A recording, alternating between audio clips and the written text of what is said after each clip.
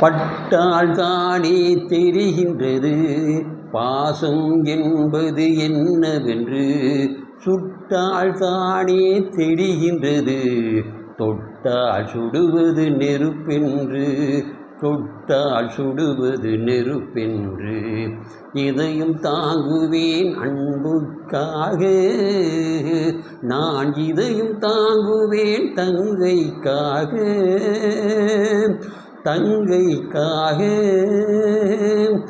ஐந்தறிவான பறவைக்கெல்லாம் அன்பும் உறவும் புரிகின்றது, ஆறறிவான மனிதருக்கு அதுதான் கொஞ்சம் குறைகின்றது, அதுதான் கொஞ்சம் குறைகின்றது.